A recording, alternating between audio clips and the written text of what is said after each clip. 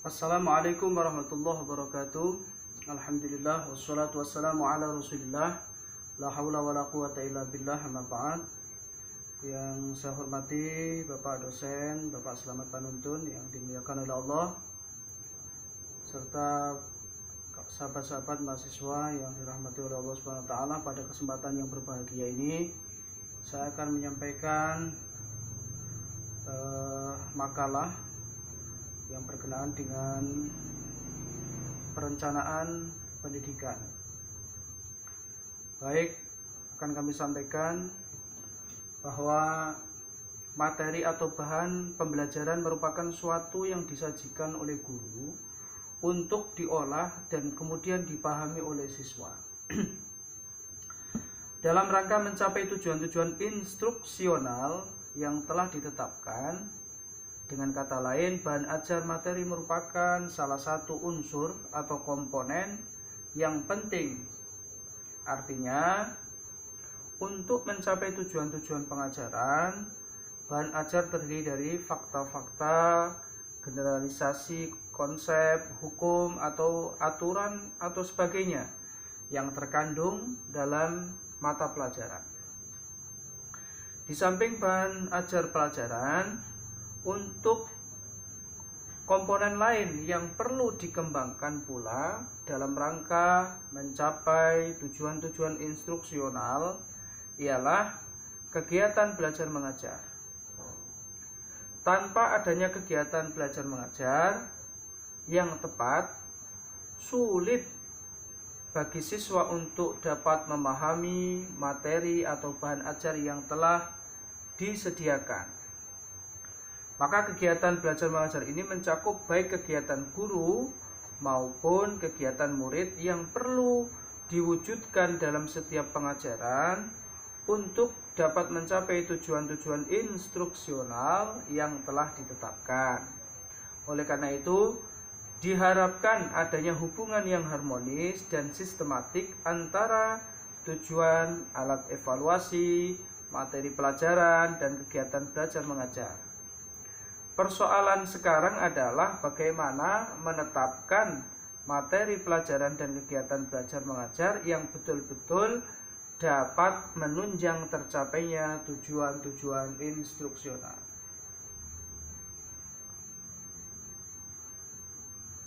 Lalu, apakah definisi daripada perencanaan? Yang kedua, apakah pengertian perencanaan pembelajaran? Yang ketiga, apakah dasar perlunya perencanaan pembelajaran? Yang keempat, apakah arti dan taksonomi tujuan pembelajaran? Apakah hakikat materi pembelajaran? Bagaimana dasar pemilihan bahan pembelajaran? Bagaimana analisis kebutuhan bahan ajar dan sarana prasarana penunjang? Bagaimana penentuan bahan pembelajaran? Bagaimana cara menyusun bahan pembelajaran multimedia? Baik, akan kami sampaikan ya satu persatu dari rumusan masalah tersebut.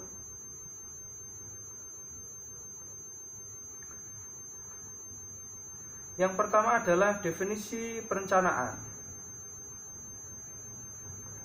Cunningham mengemukakan bahwa perencanaan ialah menyeleksi dan menghubungkan pengetahuan,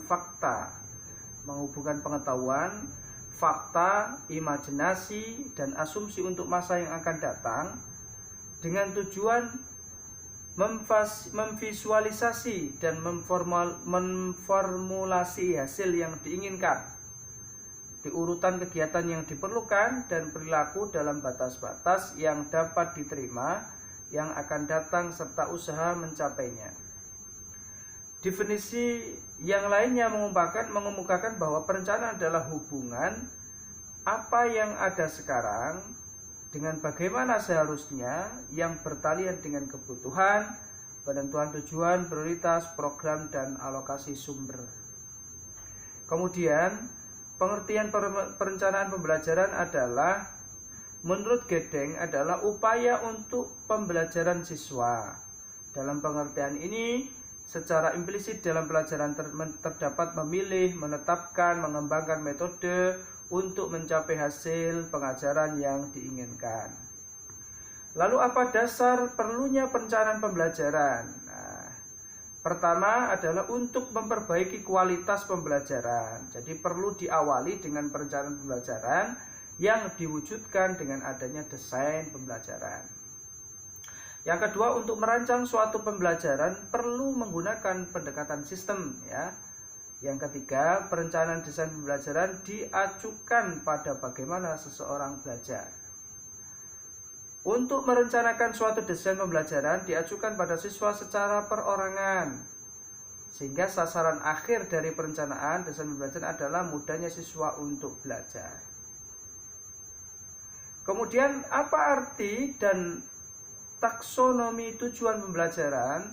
Menurut Robert F. Major, tujuan pembelajaran sebagai perilaku yang hendak dicapai atau yang dapat dikerjakan oleh siswa pada kondisi dan tingkat kompetensi tertentu.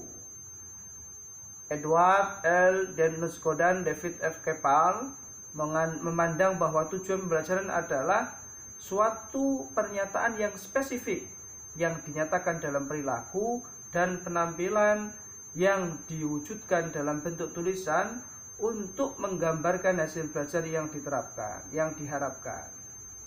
Sehingga taksonomi tujuan pembelajaran biasanya diarahkan pada salah satu kawasan dari taksonomi. Sehingga Benjamin S. Bloom dan Descartes memilih taksonomi pembelajaran dalam 3 kawasan, yaitu kawasan kognitif, ya, efektif, dan psikomotor. Kemudian apa hakikat materi pembelajaran? Ya. Jadi materi pembelajaran ini dapat dibedakan menjadi satu pengetahuan, knowledge, keterampilan, skill, dan sikap. Di pengetahuan menunjukkan pada informasi yang disimpan dalam pikiran atau mind,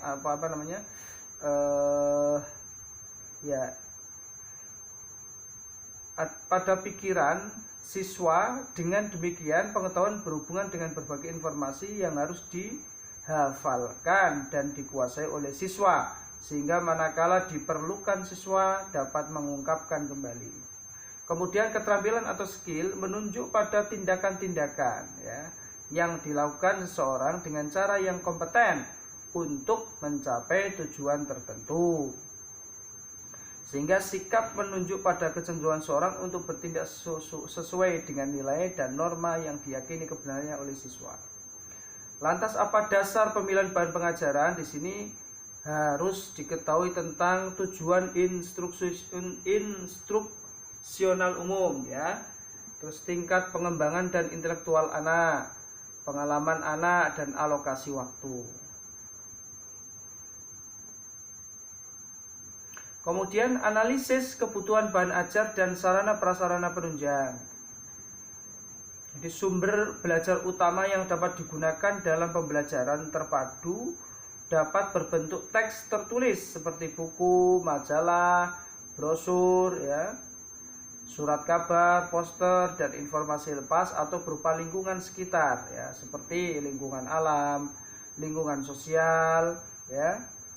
Lingkungan tidak hanya berperan sebagai media belajar, tapi juga sebagai objek kajian. Nah, bahan yang akan digunakan dapat berbentuk buku tadi sudah, ya. Di samping itu, bahan bacaan seperti jurnal, hasil penelitian, majalah, koran, brosur, serta alat pembelajaran yang terkait dengan indikator dan kompetensi dasar yang ditetapkan. Sarana dan prasarana penunjang, maka di dalam pembelajaran ini, ya, diperlukan berbagai sarana dan prasarana pembelajaran yang pada dasarnya relatif sama dengan pembelajaran yang lainnya. Hanya saja ia memiliki kekhasan tersendiri di dalam beberapa hal. Dalam pembelajaran terpadu, guru harus memilih secara jeli media yang akan digunakan. Jadi betul-betul harus kita sampaikan, harus betul-betul jeli media apa saja yang harus kita sampaikan kepada siswa. Penentuan bahan pembelajaran. Nah, penentuan bahan pembelajaran ini, ya, tentunya adalah apa yang dimaksud dengan materi pembelajaran dan syarat-syarat apakah yang perlu dimilikinya, dan hal-hal yang perlu diperhatikan dalam memilih dan menetapkan materi pembelajaran. Penentuan bahan pembelajaran adalah apa yang dimaksud dengan materi pembelajaran dan syarat-syarat apakah yang perlu dimilikinya, dan hal-hal yang perlu diperhatikan dalam memilih dan menetapkan materi pembelajaran. Penentuan bahan pembelajaran adalah apa yang dimaksud dengan materi pembelajaran dan syarat-syarat apakah yang perlu dimilikinya, dan hal-hal yang perlu diperhatikan dalam memilih dan menetapkan materi pembelajaran. terutama adalah dalam perencanaan pengajaran itu materi yang perlu ditetapkan dalam langkah ketiga setelah perumusan tujuan dan misi alat evaluasi, yaitu berupa pokok-pokok bahan, rincian setiap pokok bahan ya. Jadi menyusun bahan pembelajaran multimedia ada beberapa tahap.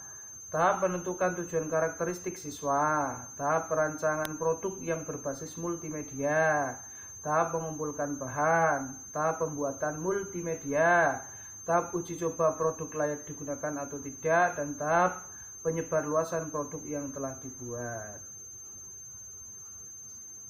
Jadi itu yang perlu kami sampaikan, bahwa intinya adalah di dalam perencanaan pembelajaran itu guru harus bisa mempersiapkan bahan ajar yang dipersiapkan untuk memberikan materi pelajaran kepada siswa agar siswa itu mudah untuk